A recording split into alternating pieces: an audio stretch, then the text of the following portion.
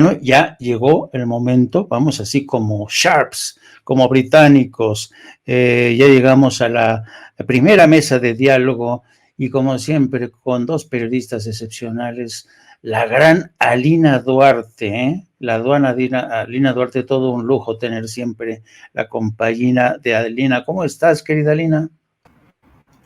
Hola, ¿qué tal? Muy buenas noches. Pues ya regresando de Brasil, regresando de cubrir estas elecciones históricas. La primera vuelta ya será hasta el 30, cuando veremos los resultados finales, que todo apunta a una victoria de Lula, pero bueno, ya estamos de regreso para seguir cubriendo temas de México, pero pues sin dejar de mirar hacia el sur todos estos días, estas semanas, de cara ya a estos segundos comicios. Te mando un abrazote y qué gusto nuevamente estar aquí compartiendo este espacio de Sin Censura. Gracias, querida. Y también tenemos con nosotros al también periodista Oriol Mayó, periodista independiente. Querido Oriol, muy buenas tardes, noches, seas bienvenido. Buenas noches y bueno, hay mucho que hablar. Lo de Brasil fue un poco de infarto, porque parecía que todo iba muy bien, pero un momento que ya no se veía uno así. Pero bueno, parece que la segunda vuelta será bastante obvia, ¿no? Creo, hasta. Bueno, mejor no digo nada, que luego sale todo al revés. Pero bueno, aquí estamos para discutir esa actualidad, que como siempre, esto es como un ping-pong, un partido donde cada día hay una novedad, cada día, bueno, ahora todos somos especialistas en gestos, eso sí, hemos avanzado mucho ya en aprender maneras, abrazos, besos que no existen, no sé, hemos ya a un nivel impresionante. Creo que hay mucho que hablar porque cada día nos dan una novedad increíble, digamos, en la grilla nacional. Sí, y fíjense, a propósito de esto, yo quisiera arrancar esta mesa con un tema que tiene que ver con algo que si nos lo hubieran dicho, qué sé yo, hace un mes y medio, yo hubiera dicho, no, esto no puede ser, sería insólito que la bancada del PRI abandonara a Miguel Osorio Chong y que también Claudia Ries Massieu, otro peso pesado del PRI, también fuera marginada. Pero resulta ser que un bandido como Alito Moreno se ha impuesto y desafortunadamente no ha sido una batalla de ideas, no ha sido una batalla, qué sé yo, por ideales, por el legado histórico del PRI, sea bueno o sea malo, sino que más bien fue una sórdida lucha por el poder y ganó el más bandido de todos, ¿no? Entonces yo quisiera arrancar con ese tema y querida Alina, ¿qué te parece esta victoria, digamos? No sé, prácticamente encuentro serias dificultades para ponerle un adjetivo a la victoria de Alito Moreno sobre Miguel Ángel Osorio Chong. ¿Tú qué opinas? Pues mira, yo creo que coincido contigo cuando dices, si nos hubiesen contado esto hace unos años, habrían dicho que habríamos pensado, ¿no? Que estaba totalmente imposibilitado ese camino en donde el PRI, este partido hegemónico durante tantas décadas, hoy se encontraría con una disputa interna en la cual pues estamos hablando del menos peor tratando de sobrevivir. Alito durante los últimos meses no necesariamente había sido sinónimo de liderazgo, todo lo contrario, había sido alguien que habíamos insistido en que mantenía de manera totalmente forzada la dirigencia de un partido hecho añicos. Sin embargo, ahora lo que vemos es esa capacidad de dialogar, ¿no? De negociar, más bien, más que dialogar, de negociar su estancia y de negociar directamente con el gobierno en turno, lo cual permite que su bancada tome las decisiones que en este sentido él había estado apoyando parte de esta reforma de la Guardia Nacional de Seguridad Pública que se había impulsado de manera conjunta con la administración del presidente López Obrador. Ahora lo logra y deja a un lado a personajes que vaya cínicos, ¿no? Ellos piden democracia y piden un liderazgo que esté que tenga la capacidad moral de estar al frente de un partido que ellos justamente nos demostraron que no tenía ética, no tenían principios, al contrario, fue un partido que arremetió en contra de todos, de todas aquellas personas que dijeran que no estaban de acuerdo con el gobierno y ahora resulta que son las Beatriz Paredes, las Claudia Ruiz Massieu, que son justamente los Osorio Chong, quien vienen a pedir liderazgos, ¿no? A la altura del momento histórico. Es de verdad un partido que más allá de tener esta negociación con el gobierno para sacar adelante reformas, ha pasado lo que decimos, esta frase tan común, al basurero de la historia, un partido que nos ha demostrado en múltiples ocasiones que se está yendo, que hará toda artimaña posible para quedarse de alguna u otra forma, y que lo intentaron quedarse en la vida pública de este país a través de una alianza que hoy se torna pues totalmente indefendible, una alianza de la oposición que se ha venido desmoronando, que no es la primera vez, ¿no? Que también estas alianzas, el Pacto por México y demás, han demostrado que no tienen esa capacidad de unirse incluso en intereses entre mafias para mantenerse ahí flotando, ¿no? Para mantenerse sobreviviendo en un México que hoy les pide, hay una rendición de cuentas, y que bueno, también yo creo que más allá del papel de Alito y de la disputa interna del PRI, lo que estamos observando es esta coyuntura, yo creo una de las principales que hemos vivido en el sexenio, que todavía nos falta seguirla debatiendo, seguir construyendo este panorama de seguridad pública, algo que no es menor, es uno de los retos más importantes para esta administración y las venideras, el saber cómo reconstruir al país después de esta mal llamada guerra contra el narcotráfico. Entonces creo que esto da para mucho más, para muchos más análisis, pero sobre todo pensando en que de plano el PRI hoy está acabado, ¿no? Y que su única opción ha sido que algunos lleguen a algunos acuerdos, algunos consensos, sin embargo, pues pareciera que ya la vida interna está más que destrozada, es más que visible esta ruptura, no solo al interior del PRI, sino de las alianzas de la oposición. Querido Oriol, una pregunta, porque evidentemente yo creo que no se ha hablado mucho, porque no tenemos muchos detalles, pero es evidente que el gobierno de Andrés Manuel López Obrador, valiéndose, yo no sé si de sus artes mágicas, el caso de Adán Augusto o el propio Ricardo Monreal, se taparon la nariz para negociar en lo oscurito con Alito Moreno. ¿Puede ser eso? ¿Cómo se le puede interpretar? ¿Ha sido parte, digamos, de lo que se ha dado por llamar, yo le he dado por llamar la realpolitik de Andrés Manuel López Obrador, que es la realpolitik es básicamente apela a las viejas prácticas de Maquiavelo, ¿no?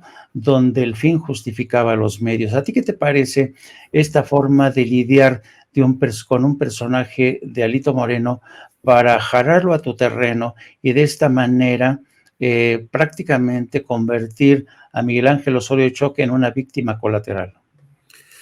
Bueno, yo creo que lo que se está viendo casi en tiempo real, como una novela donde los capítulos hace unos días había euforia en el lado opositor, que se había parado la iniciativa en el Senado, entonces esto cambia, pero lo que sí estamos viendo, creo, importantísimo, es que la creación de dos bloques que se van a dividir el PRI, se van a repartir, digamos, al priismo de una u otra forma, queda claramente. Hasta las intermedias del 21, el proyecto Va por México, armado por Claudio X González, sus equipos, pues con sus pros y sus contras, tenía una fuerza, la fuerza del dinero, de la sociedad civil, entre comillas, digamos, y la apuesta de las cúpulas, que parecía intocable y que en cierta manera tuvo su impacto gracias al bajo voto, sobre todo en Ciudad de México, no en los estados. Pero esto pareció entonces que había finalmente un bloque fuerte, porque de una u otra forma, PAN, PRI y al PRD, pues dejémoslo morir lentamente en el olvido, no hace falta hablar mucho de ellos, aunque dos votos también se negociaron de forma maquiavélica e interesante. Pero dicho esto, lo que estamos viendo al fin en el Senado, igual que en la Cámara de Diputados, es que el PRI se está dividiendo en dos bloques, un bloque casi convirtiéndose en una especie de partido verde. Esta es la conversión del PRI en una especie de partido, digamos, partido negociador, un partido que literalmente en cada sexenio se arropa según el presidente en turno. Entonces, para el bloque opositor esto es, digamos, un colapso total. ¿Por qué? Ahora bien, la prueba de fuego, creo, claramente es el próximo año, allá donde el último bastión esencial e importante del PRI, Estado de México. Sin Estado de México, si se pierde Estado de México, si ganara por el Estado de México, es prácticamente la desaparición del PRI. Aunque quedara Coahuila, quedaran sus pequeños grupos, en algunos lugares ya ni siquiera tiene representación. En Quintana Roo ya el PRI ha desaparecido porque no llega, creo que al 3%. Entonces, literalmente, lo que pasó en el Senado es que incluso como opción de una grilla para recuperar al PRI, que pudiera ser Osorio Chong y algunos viejos cuadros, es muy complicada. Un personaje como Alito, que tiene plomo en el ala, que lo único que quiere es sobrevivir y que por tanto negocia cualquier cosa, es importante porque recordemos que falta pocos meses para la elección posible de los consejeros del Instituto Nacional Electoral, que ha sido ese bastión literal de un arbitraje casi coludido con la oposición, que ha sido quizá el mayor escándalo en términos históricos de cómo es posible destruir la legitimidad de un organismo que por un tiempo parecía ser capaz, bueno, hasta el 2006, que se acabó, digamos, pareció capaz de tener un proceso distinto, digamos, del poder. Se ha convertido en un contrapoder vinculado a la oposición, pero aún hay temas y elementos muy importantes que llegan en pocos meses. Entonces, para esos grupos, digamos, que hace unos días sentían que habían, de forma numantina, habían sobrevivido, ahora sienten que todo ha terminado. No todo ha terminado. No olvidemos, es esencial, que hay un bloque de poder histórico en el cual, digamos, en el cual ha entrado López Obrador, ha entrado Morena, pero Morena tiene un poder político gubernamental, tiene un partido muy complejo y muy caótico, tampoco es un partido como fue el PRI tiempo A, con sus corporaciones muy armadas, es también endeble, pero si consigue de otra manera, el legado de Obrador, si es destruir al PRI, como un partido que muchos años, a ver, yo desde que llegué a México en 2005, la disolución del PRI, al final estaba sentenciado, pero realmente recordemos que en 2012 volvieron, pero volvieron para fracasar, porque no hubo ninguna gestión tecnocrática distinta, maravillosa, fue un caos absoluto, un caos, un desorden, y en el caso de Ayotzinapa y Casablanca, pues la final destrucción de cualquier posibilidad que el PRI volviera a ser un factor de poder. Ahora bien, una cosa es que deja de ser un factor de poder, que se fuera del 18 del poder político en la presidencia, y otra que no fuera un partido que tuviera aún, y tuvo por muchos años, una estructura territorial real. Tenía gente, tenía militancia y tenía las élites políticas, digamos, la gente del TAM, donde yo di clase. Oye, ¿cuánto hijo de priistas, básicamente? De élites son priistas. Entonces, lo que viene es una división total del PRI. La desaparición en dos partidos verdes, digamos. Excepto, insisto, que sostuvieran o mantuvieran a como diera lugar Estado de México. Se verá si realmente la coalición PRI-PAN continúa, pero, a ver, por ejemplo, un inciso rápido. En Puebla, donde yo vivo, justamente ayer decidieron que van a mantener la coalición en el estado de Puebla. Entonces, realmente hay que ver hasta qué punto ese conflicto llegará a un punto de fricción total, a una no sé si una escisión, decirlo como quieran. Pero si se diera el caso, sería fundamental, porque la única posibilidad es que tengamos lo que parece imposible, pero es que es un régimen bipartidista, pero donde la oposición no sean todos contra uno, sino que Morena tenga la capacidad de manejarse con una izquierda y una derecha que ya tiene ahora mismo, pero con la diferencia que nos falta, porque la oposición lo que siempre tendrá es el poder del dinero, de la sociedad civil, de esos organismos, ese tercer poder de influencia que es brutal y que no tiene Morena.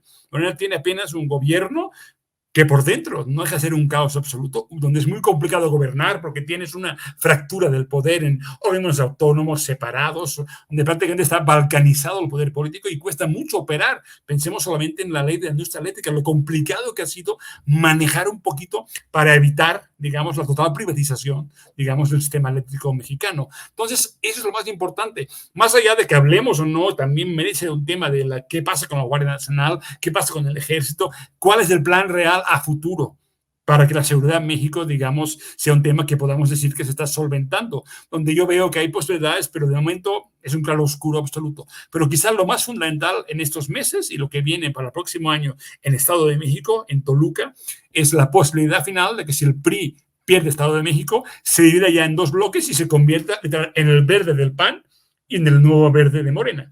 Básicamente por ahí van los tiros, creo yo, y eso sería fundamental. Justo la votación ayer, se sintió en la oposición como una especie de debacle, una mística exagerada quizá, pero que tiene que ver con la posibilidad que tuvieron de tener un bloque opositor tan fuerte, incluyendo, recordemos, la posibilidad que se pensó de que Monreal se convirtiera de golpe casi en el Senado, ¿se acuerdan? Casi le ofrecieron la presidencia del Senado y un golpe senatorial, casi como los idos de marzo, en el cual de golpe recuperarían el poder absoluto, digamos, en el legislativo. Todo esto fue una posibilidad, no sé si remota, llegó a ser real, pero de momento se ha convertido en, digamos, en un quiebre sistémico, por esta vez creo que sí lo es, en un partido que no había desaparecido, que ahí estaba, que entonces llegó, continuó y que literalmente si ahora pierde, finalmente, por primera vez diremos que lo que se prometía o se visualizaba hace 30 años, finalmente será real. El PRI podría estar en trance de desaparecer como partido importante en México. Yo creo que no podemos evitar hablar, queridos amigos, de la renuncia, la despedida, la triste despedida de Tatiana Cloutier del gabinete presidencial. Ustedes seguramente contemplaron este mensaje al borde de las lágrimas de Tatiana Cloutier, una mujer honesta, una mujer íntegra que deje el gabinete sin dar demasiadas explicaciones, y esto ha dado lugar a un sinnúmero de especulaciones. Pero yo quisiera concentrarme en que tanto los senadores de Morena como del PRI lamentaron la salida del gabinete de Tatiana, mientras que curiosamente desde el PAN, los panistas dijeron que qué momentos son estos para salirse del gabinete en medio de las diferencias que hay con Estados Unidos y Canadá, en medio del, le dicen ellos, el fallido plan para contener la inflación y el abandono de las empresas. Evidentemente es una lectura muy parcial la del PAN, pero yo quería que me dijeran ustedes qué opinan de esta salida de Tatiana Cloutier, querida Lina. Bueno, en realidad yo ahí sí, vaya, Tatiana ha sido alguien de confianza dentro del gabinete de Andrés Manuel López Obrador, ha estado al tanto de las negociaciones con Estados Unidos y con Canadá, en la serie de visitas que ha hecho el presidente López Obrador, ella ha estado presente, incluso también dentro de pues la lógica, ¿no?, de las negociaciones con otros países. Yo no creo que Tatiana Cloutier sea una persona que haya pasado desapercibida, creo que es de extrema confianza del presidente. Habrá que ver, ¿no?, cuáles son esas diferencias y cuáles son esos límites dentro de los cuales ella está dejando su puesto. También en algún momento se había trascendido, hace varios meses recuerdo que también ella estaba buscando regresar con su familia, estar en un ambiente pues menos demandante, ¿no?, y que ella pues tomara esa decisión, también creo que podría corresponder a esa situación. Lo demás de las especulaciones de la derecha, de la oposición, del PAN, estos pues sopilotes electorales, yo creo que eso pasará totalmente de forma intrascendente, como han pasado de noche todas sus opiniones durante los últimos 4 años. La verdad es que yo no creo que ahí vaya a haber bastante controversia. Esa parece ser una decisión mucho más de corte personal que realmente una confrontación con el gobierno. Yo no la veo, ¿no? Incluso también creo que ahí es interesante ver que algunos están hablando de la posibilidad de que ella se sumase a la oposición, al no ser un perfil radical de izquierda, ni mucho menos, ¿no? Yo creo que ha sido una persona muy de centro, leal con sus convicciones pues más formadas en un ámbito de centro-izquierda. Hay quienes están especulando que podría sumarse a la oposición. Yo eso no, la verdad no lo visualizo, al menos en el corto o mediano plazo. Yo lo veo más como alejarse simplemente por motivos más que personales, y eso lo veremos, ¿no? Lo veremos a lo largo, incluso en estas primeras especulaciones que hacían de por qué Andrés Manuel no la abrazó, que me sigue sorprendiendo. Uno cree que no va a haber la bajeza de estos discursos, ¿no?, que uno va a elevar el nivel de discusión con la oposición y sus argumentos terminan siendo si Andrés Manuel abraza o no a Tatiana Cloutier, y entonces dice, no, pues yo le mando un beso y demás.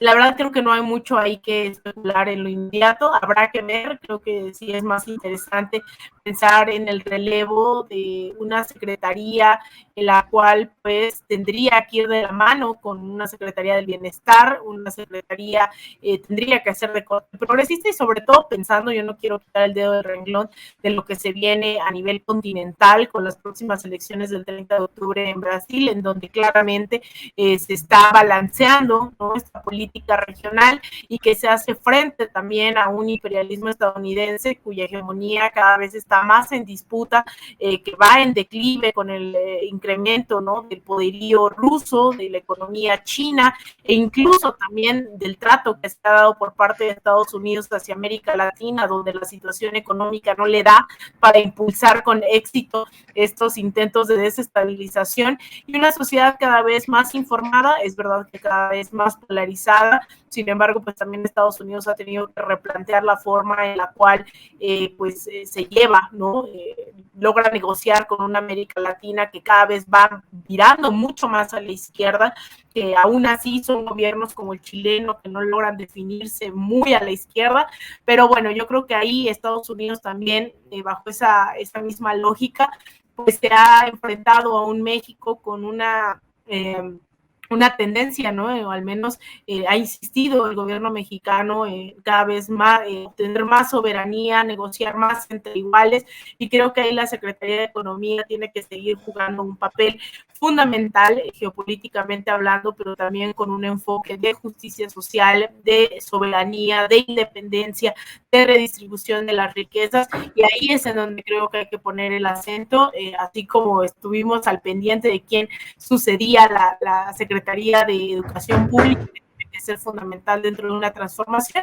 La de Economía no se debe quedar atrás, y ahí creo que hacia ese horizonte es al que hay que mirar, y no hacia atrás, y no hacia los abrazos o no que da Andrés Manuel, pero creo que ya veremos, este debate será cuestión de tan solo unas horas, el ver qué apunta y hacia dónde vamos en materia económica en el país. Tienes razón, dentro de las próximas horas, esta duda de quién va a suceder en el cargo a Tatiana será despejada en la mañanera que ya se ha convertido realmente en uno de los programas más vistos dentro y fuera de México. Pero déjame, Oriol, que te cambie de tercio. Le voy a pedir a Adriana que proyecte el Twitter del secretario de Gobernación, que tiene una foto ahí que lo puso en su cuenta de Twitter, el secretario de Gobernación, que está muy sonriente con Juan Carlos Monedero. A ver si lo encuentras, si nos haces favor de poner este Twitter. Miren, aquí tenemos esta foto. Déjame, antes de preguntarte, querido Oriol, dice el Twitter del secretario de Gobernación: no todo en la vida es política. Hay que dedicar el tiempo de calidad con los amigos. Bienvenido a México, Juan Carlos Monedero. Bueno, la pregunta que para mucha gente que no conozca a Juan Carlos Monedero, pues es un dirigente de izquierda, es un hombre bastante brillante, por cierto, con un gran empaque intelectual, y verlo aquí, con esta sonrisa de complicidad con el secretario de Gobernación de México, muchos se preguntarán, bueno, ¿y por qué este aire de complicidad entre Juan Carlos Monedero y el secretario de Gobernación? ¿Qué tienen en común estos dos hombres? Y yo te lo quería preguntar, Oriol, ¿qué opinas de esta fotografía? ¿Qué te dice esta fotografía? Bueno, debo decir que no conocí muy bien el vínculo entre Adán Augusto y Juan Carlos Monedero, pues no muy bien la relación, no sé dónde viene exactamente, porque pues, Adán Augusto, hasta que llegó a Gobernación, no lo conocíamos en ese círculo del altiplano, entre Chilango especialmente, no era un personaje que, digamos, estuviera en las conexiones políticas, pero bien, Monedero es muy importante. Primero, tiene una gran relación con México, tenía un hermano que trabajó muchos años en México, tenía un restaurante y ya venía a México de forma como natural. Y cuando nació Podemos en España, en aquel momento, entre los indignados, con su amigo Pablo Iglesias, los dos profesores en la Complutense de Madrid, dos politólogos que finalmente decidieron hacer política, que intentaron y fallaron, digamos, destruir el sistema bipartidista en España, generar una revuelta que llegara al Parlamento y casi llegó a ciudades, a municipios, pero no consiguió quebrar o destruir el sistema del Partido Popular y el Partido Socialista, que finalmente sigue manteniendo el control político de toda España. Dicho esto, Monedero es un personaje que siempre tuvo relación con México y así y como Pablo Iglesias también han apoyado, han insistido. Yo recuerdo mucho, me acuerdo, hace muchos años, una sección de Podemos México para apoyar un poquito ese proceso que se hacía en Madrid, en Barcelona. Y bueno, pues ahí también alguna vez vino Monedero, porque, insisto, venía a México por relaciones. De ahí nació gente como Abraham Mendieta, que también estaban en México, que entraron en conexión también con Morena. Es decir, una relación como natural, en un sentido de un cambio en México que se veía, relaciones incluso intelectuales, académicas, que ya existían. Mucha gente tenía esa relación, ese vínculo en universidades, político, con la jornada también. O sea, entonces en otra forma es muy normal. Lo que sí no entiendo, y ahí sí que me deja, es que de todos los personajes en el gobierno, Adán Augusto es el que menos sé exactamente por dónde viene la relación, porque más habla de una amistad más personal, porque incluso en términos políticos Monedero es política al 100%. Yo la última vez que lo vi es que en una entrevista que me hizo para el libro del BBVA, y bueno, finalmente Monedero ha sido siempre un personaje, eso sí, muy interesado y muy cómplice de todos los procesos de cambio en el continente. Ha estado casi con todo el mundo vinculado, apoyando en Venezuela, en Argentina, en México. Un personaje que siempre tiene un cariño muy especial y que será de los más preocupados en entender la mirada ibérica sobre el continente. Siempre o es paternalista o es sábelo todo. Es decir, siempre es, antes de llegar a la puerta, ya saben cuál es el problema de México, ¿no? Porque ellos ya, como lo inventaron ellos, seguramente tienen la idea. Entonces, la visión de Monedero siempre ha sido muy distinta. Esa complicidad intelectual que nació en los 70, de las luchas por la transformación, las experiencias terribles de Chile, también de Argentina, pero también del cambio de Cuba, ese mundo que existió, que se mantuvo por muchos años y que México también sobrevivió y que ha vuelto también en el año 2018, explica que gentes como Monedero tengan un vínculo muy especial que se ha reforzado naturalmente en este gobierno. A Monedero lo han atacado muchísimo en España, ha sido casi, bueno, chivo expiatorio, le han inventado casos judiciales, supuestos actos, digamos, de corrupción con el gobierno venezolano. Le han hecho la vida imposible, pero su independencia, en el sentido, como nunca quiso ser, digamos, entrar en la alta política, siempre ha sido un personaje, digamos, muy amigable, que no ha estado obligado a entrar en la grilla. Entonces ha mantenido un espíritu pues muy interesante, muy ameno, muy cómplice con todo el mundo, y eso es una parte que se agradece mucho con Monedero. Por eso yo creo que mantiene tan buenas relaciones y las sigue manteniendo en todo el continente. Y es un gusto saber que hasta con Adán Augusto, que es, insisto, el que menos pensaba, con el conde Drácula, que parece como Boris Karloff, tú sabes que yo lo veo pues, como Boris Karloff, digamos, en gobernación. Pero digo, pues vete a saber, hay que alguien me diga, porque no conozco la relación, me siento mal porque debería conocerla, pero no la conozco. Y a ti, querida Alina, ¿a ti te sorprende que Juan Carlos Monedero, lo mismo que el señor Pablo Iglesias, se hayan convertido, digamos, en interlocutores especiales con el gobierno de Andrés Manuel López Obrador? No, para nada. Mira, de hecho, Juan Carlos Monedero viene de Sao Paulo, estaba cubriendo allá, él también estaba como invitado internacional ahorita en las elecciones, andaba por allá y sé que viene de Brasil. Es un personaje que ha sido muy cercano hoy a las luchas en América Latina. Yo creo que es un personaje sumamente brillante. Yo no sé, la verdad, qué tan íntima es esa relación con Adán Augusto, es algo que coincido con Oriol Mayo. La verdad es que no sabía, ¿no? Si es solo un tuit de visibilización de a quienes se encuentra cercano a Adán Augusto. Es un personaje muy querido, Monedero, dentro de los círculos progresistas en todo el continente. Es alguien que ha venido en múltiples ocasiones, que viene muy seguido. De hecho, en algún momento se cuestionaba hasta dónde él cobraba, ¿no?, a Morena sus aportes ideológicos, políticos. Es alguien que ha estado al pendiente de lo que ocurre en México y en toda América Latina. Pues la verdad es que no me sorprende que sea allegado. De hecho, lo vi incluso ahí en Sao Paulo con Mario Delgado, quien también estuvo como observador, como acompañante del proceso ahí en Brasil, sobre todo, bueno, como acompañantes obviamente del Partido de los Trabajadores, que encabeza, que es el partido de Lula da Silva. Estuvieron ambos ahí acompañando el proceso en Brasil.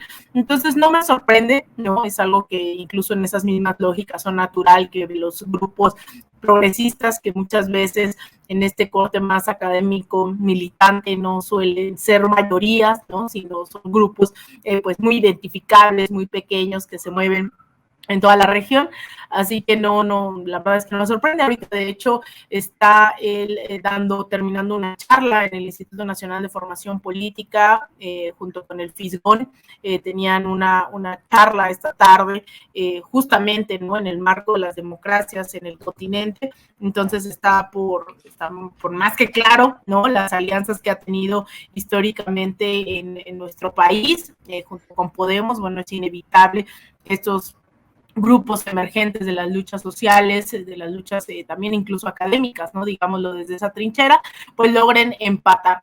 Más allá, en el caso específico con Adán Augusto, que bueno, también ahí estará lidiando con esto que veíamos de las filtraciones, ¿no?, de si otorgó o no la seguridad de Tabasco a personas que se ligan con el cártel Nueva Generación, Jalisco Nueva Generación. Bueno, pues también eso es lo que está pasando en ambos contextos, ¿no? Un monedero que ha apoyado históricamente las luchas en América Latina, y por otro lado un secretario de Gobernación que también está buscando esas alianzas, o que ya las tienen. Desconozco si son amigos de tiempo atrás, insisto, pero creo que es muy natural este tipo de encuentros entre, pues, en el caso monedero, ¿no?, alguien que se dice acompañante de las causas por la libertad, la emancipación de los pueblos a escala global, y de alguien que forma parte de un gabinete de un gobierno que se asume de corte progresista. De acuerdo. Ahora, quiero provocarlos a los dos un poquillo, pero quiero que... Yo sé que son periodistas y que, como dice el presidente, no se guardan las cosas en el pecho. Les voy a pedir que sean así, que hablen de manera muy franca. Quiero pedirle primero a Adriana que me ponga el video número 18, querida Adriana, porque quiero preguntarle sobre esta sugerencia del presidente Andrés Manuel López Obrador. Por eso tengo hasta ganas de hacer la mañanera los sábados y domingos. Sí. ¿Ustedes qué opinan? A ver, vamos a hacer una votación. Que levanten la mano los que quieran mañanera, sábados y domingo. A ver, hasta ahí. Bueno, son como uno. A ver, manténganla. 2, 3, 4, 5, 6, 7, 8, 9, 10, 11, 12. Bájenla. Que levanten la mano los que no quieran mañanera ni sábados y domingos, sino nada más de lunes a viernes. Pues va a haber mañanera, sábados y domingos. A ver, que levanten la mano los que se abstienen. Nadie. Bueno, tomo en cuenta la propuesta. Sábado y domingo, porque los conservadores y sus voceros aprovechan el fin de semana. Entonces, pues lo voy a pensar, porque es importantísimo la información. No informan, no se garantiza el derecho a la información por parte de los medios de comunicación convencionales. Entonces, vamos a ver qué hacemos. ¿Quién sigue? Pues ahí tienen cómo esta sugerencia, propuesta del presidente se abría paso esta mañana. Se ha dicho que la mañanera es realmente un ejercicio inédito, y yo diría que hasta insólito, que ha demostrado que tiene una enorme eficacia, sobre todo teniendo en cuenta que Andrés Manuel López Obrador enfrenta a un contingente de medios de comunicación corporativos que francamente todos los días se le lanzan a la yugular, pero hay quienes sugieren que a lo mejor no sería tan buena idea, porque primero, por motivos quizá de salud, el presidente necesita descansar, o sería ya demasiada exposición del presidente. ¿Ustedes qué opinan? Primero por Alina.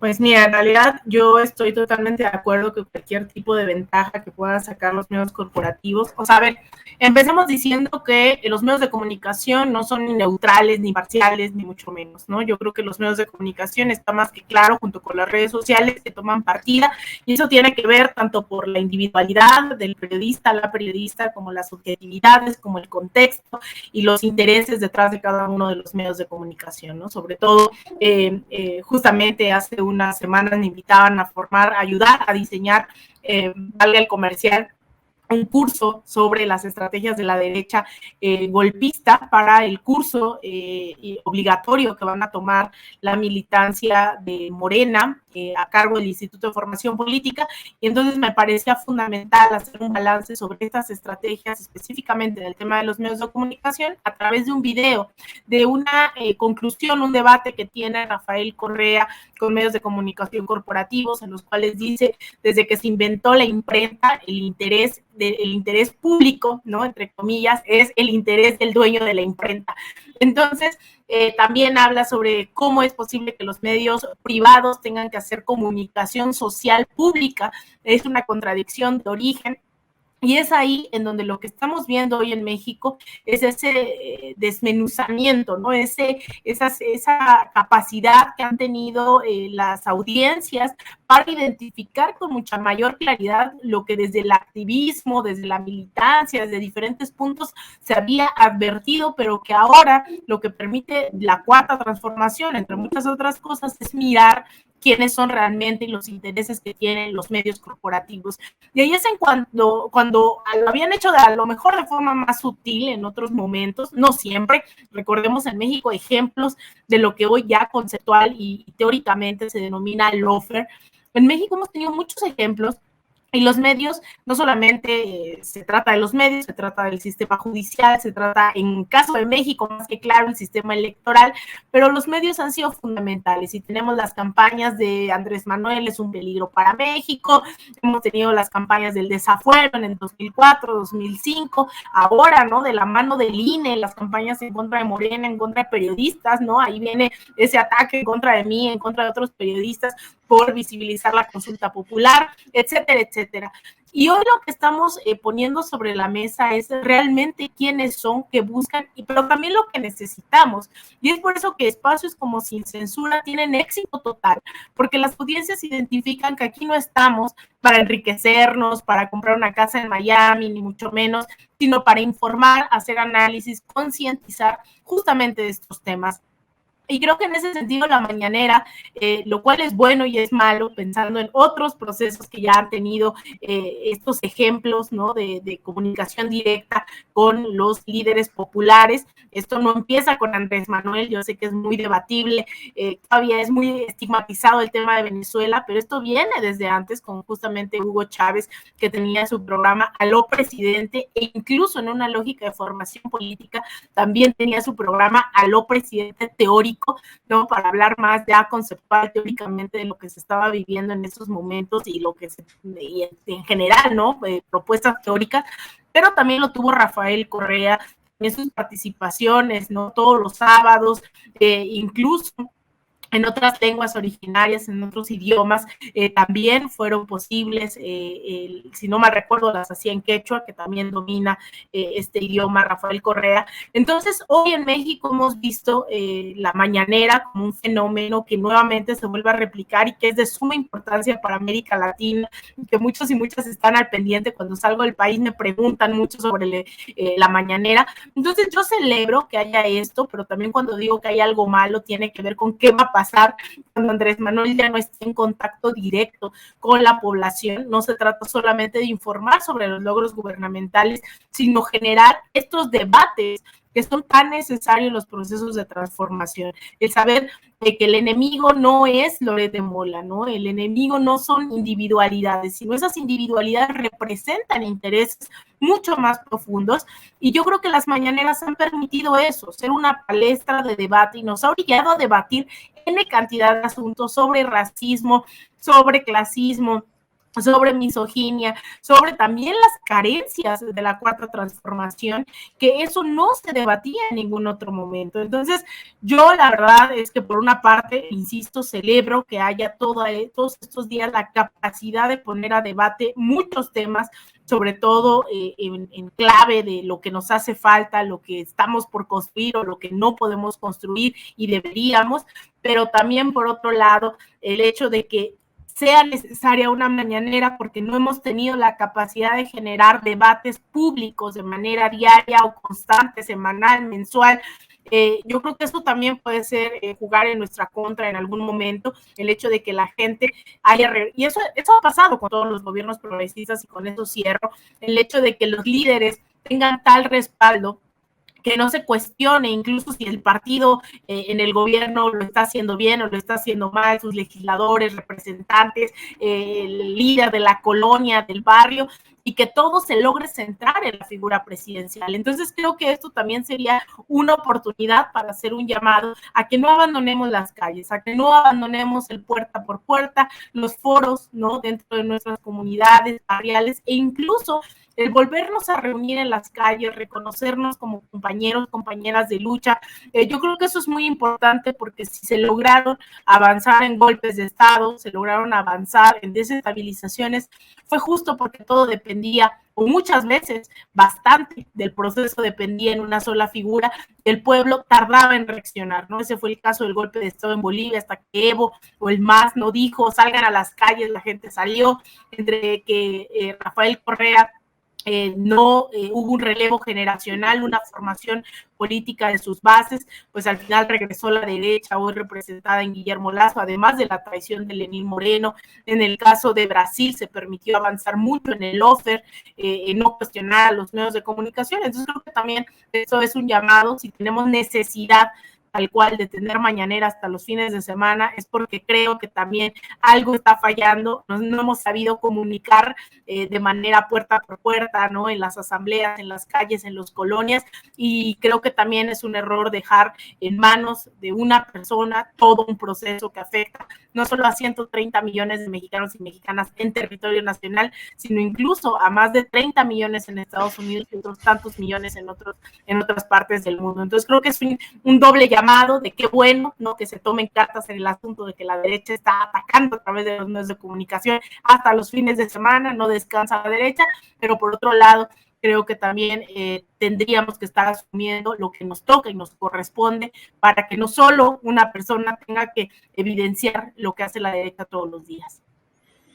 Interesante, muy interesante, querida Lina, porque efectivamente el día que se vaya Andrés Manuel López Obrador, que ya dijo que se va a ir y ya no va a regresar, pues ¿quién va a cubrir ese enorme vacío, no? ¿Tú qué opinas, querido Oriol? Pues sí, yo, Carolina, lo he dicho muy bien. Ha sido siempre uno de los grandes problemas de un movimiento también centrado en una persona, un personaje que significa y impulsa un proceso. Pero este proceso, digamos, requiere siempre este doble eje, vertical y horizontal. El movimiento, lo que fue Morena, sí generó unas bases reales de gente. También muy complejo, porque había desde ciudadanos enojados con todo, gente que sí muy preparada, gente que estaba en luchas sociales de todo tipo, pero al llegar al gobierno siempre, por definición, la nómina impera también. Se defiende la nómina, el proyecto, la persona, pero todo se confunde, y además en las bases, como sabemos, la solidez del movimiento no existe. Es decir, yo vivo en Puebla y lo digo porque lo veo real. Lo que fue un impulso de muchos grupos que hubo en Morena está desapareciendo, tomado por dos personajes como Armenta y el otro que no quiero ni hablar, que son gente de la vieja clase, ya no sé si política, que prácticamente que han tomado control, digamos, de un partido, digamos, y no están haciendo, no generan base de ningún tipo. O sea, hacen acuerdos en oscurito con un gobernador que, pues bueno, es de Morena, como podría ser del PRD, porque es el viejo estilo de toda la vida. Y en ese alrededor la gente no está. Y en una ciudad conservadora, como digo yo, que siguen siendo panistas, como eran muchos antes, y como finalmente odiaban, ¿no?, a la gente de la Autónoma de Puebla y la querían matar por comunistas. Ese mundo que existe es una parte, pero la zona metropolitana, digamos, donde está la gente que realmente necesita estos cambios, estas transformaciones, estas mejoras en los salarios, en los sindicatos, en todo tipo de procesos, es fundamental que estén ahí, porque como decimos, es importante que la mañanera, no digo yo apostaría a no ser fin de semana, el derecho a descansar para todos. Yo, si para periodista tuviera que ir cada mañana a las 5 de la mañana a hacer fila en Palacio, me niego, yo ni secretario sería, yo dimito como Tatiana y me voy, porque la verdad yo me voy a dormir a las 2 de la mañana, normalmente me levanto a las 8, duro mis 6 horas y no podría aguantar ese ritmo. Yo antes ya, como Tatiana, acabaría muy mal, sin abrazos ni balazos. Pero dicho esto, es importante esa parte, cada vez falta menos, todos somos más conscientes. Que nos esto queda 1 año y medio apenas, se puede decir. En el fondo, el 24 ya será puramente, digamos, preelectoral. O sea, queda apenas cuando acabe este año y el próximo. Faltan muchas cosas muy importantes y tenemos ese balance agridulce. Un presidente que ha hecho cosas, ha hecho sobre todo un cambio en el sentido, en el discurso, en la esfera pública. Ha destruido, sobre todo, cosas que parecían intocables durante 40 años de esta transición inacabable, que al menos ha muerto ya como transición y ya no aguantamos a ciertos poderes fácticos intelectuales, ya podemos burlarnos de ellos, cuando menos avanzamos muchísimo, pero en ese conflicto total, permanente, en esa polarización, que siendo inevitable y me parece bien, significa también, requiere también que veamos en tu frente realmente con quién estamos. Las fuerzas, no es como un FODA de fuerzas y debilidades, pero existen, son importantes. A veces esas cosas son milagrosas. Insisto, ese último mes ha sido exactamente eso. Cuando dependes de movimientos arriba, un día puede parecer que Monreal ya negoció con la oposición, ya controlan el Senado y de golpe tienen todo el poder, y en 15 días ya parece lo contrario. Pero en ese voluble juego de esferas, lo más importante y fundamental es con lo que Alina recuerda. Siempre que un proceso se mueve solo en las alturas, el peligro es que las bases no están. Y sin esas bases que existen, toda esa gente que ha simpatizado. A ver, yo cuando llegué en 2005 a México, el nivel de desportización, estábamos con Fox y su mujer y los amarres y su candidatura, y era todo un chiste malo, aunque bueno, estaba la gasolina a 6 pesos, eso sí me acuerdo, y el dólar creo que a 12. Pero dicho esto, y todo se destruyó. Fox tuvo el mayor ingreso petrolero de la historia de México y acabó en nada. Era algo terrible realmente. Pero dicho esto, había una desportización y bueno, cuando hubo un proceso en 2006 que se levantó la gente, fue muy duro. Fue muy duro realmente entender cómo el poder ganó y ganó a toda costa. Ahora que se ha abierto esta brecha tan importante, que ahí está, lo más importante es que esos cuadros que se generaron, ese movimiento, ese entusiasmo de la gente real y concreto, que ahí está, tan complejo, de que finalmente nos quitamos ciertas cadenas que estaban ahí, y la posibilidad también de mucha gente de hacer cosas distintas, de generar cambios, pero esos cambios hemos visto lo complicados que son. Estar en un gobierno puede ser depresivo a un grado extremo. Incluso cuando quieres cambiar cosas, te das cuenta de los límites que te imponen. Recuerdo hace poco hablando con Hugo López Gatell, ¿no? Los cambios, es decir, las dudas de corrupción de proveedores en medicina son tan brutales que uno ni siquiera sabe cuando llega un avión con medicina si va a llegar un día a un hospital aquí en Puebla. Pero en el camino alguien lo está robando, o lo roban en la farmacia, o lo roban en el traslado, o lo roban los proveedores. Hablamos de un sistema de corrupción, de colusiones tan fuertes que los cambios son muy complejos, muy difíciles. Más esa estructura de fragmentación del Estado que impide que trabajes en cambios reales. Vemos ahora cosas importantes a ver cómo acaban. Hay cosas como la Ley Federal del Trabajo, los cambios para que la gente tenga vacaciones. 12 días para empezar el primer año que tienen que llegar. Eso es fundamental. Como tener también a cabeza de vaca, otro tema que a ver si es verdad que cae cabeza de vaca. Hay temas que discutir, pero lo importante es que si nos movemos solamente en cuestión de élites, de luchas de poder, al estilo de los vaticanólogos o los geminólogos, que ahí descubrían las tensiones inherentes en los poderes, no veremos que abajo es donde es importante que se note esa situación, que lo que llegó no termine. Que esa maldición sexenal pues no termine tampoco, no se convierta al siguiente sexenio en una restauración, aunque sea en nombre de algún morenista. Es fundamental, es complejo, es delicado, es un equilibrio muy complicado. Eso es como un mundial donde un día le apuestas a un partido y luego a un equipo, te lo cambian, nunca sabes quién ganará, aunque gana siempre Alemania. Casi siempre pasaron los mundiales últimamente, pero dicho esto, es importante esa parte que recuerda Lina. Si nos olvidamos que sin la gente no será posible, porque las encuestas de opinión basadas en un solo personaje no son suficientes. Si abajo no vemos lo que pasa, y hay que ser honestos, sinceramente. Las cosas a veces no van bien en algunos lugares, en nuestro alrededor, lo que dice Alina, hay que reencontrarnos, hay que remotivarnos también. Pensar en algún encuentro de sin censura, por ejemplo, hagamos encuentros también de sin censura, de la gente que nos sigue, de la gente que estamos aquí platicando de disparates o discutiendo. Realmente refundemos cosas. Si ya pasó la pandemia, podemos volver a salir y sería bueno realmente recuperar esa energía colectiva que está ahí, que permanece y que increíblemente estamos casi llegando al 5º año. Esto era imposible antes, al 5º año ya todo estaba perdido. En cambio, seguimos de ahí, sigue viendo campos abiertos, espacios y horizontes. Entonces, pues veámonos más, vayamos a algo más, generemos esa energía que Alina dice que es tan importante, porque esa es la base para que las cosas sigan. Un presidente que pudo y que sabemos que después de él hay que seguir, porque él ya no va a estar. Pues interesante las ideas que han manifestado tanto Alina como Oriol. Les agradezco a los dos enormemente su participación esta noche, como siempre. Interesante, aleccionadora. Alina, ¿por qué no nos dices cómo te puede seguir la gente? ¿Dónde te puede encontrar? ¿Cuál es tu cuenta de Twitter? Muchas gracias. Pues a mí me pueden encontrar en Twitter en @AlinaDuarte_, en Instagram _AlinaDuarte, en Facebook.com/Alina Duarte Periodista, y todas las noches aquí en Sin Censura Nocturno, salvo los lunes que nos toca de día en nuestra charla con Laura Ceballos por la mañana. Y bueno, ahí estamos subiendo todo lo que hacemos, los contenidos, tanto en medios públicos, en Sin Censura, para el Consejo de Asuntos Hemisféricos, con sede en Washington, etcétera, etcétera. Y nos vemos este sábado. También vamos a estar en la Feria del Libro, los esperamos, espero nos puedan acompañar a las 4 de la tarde.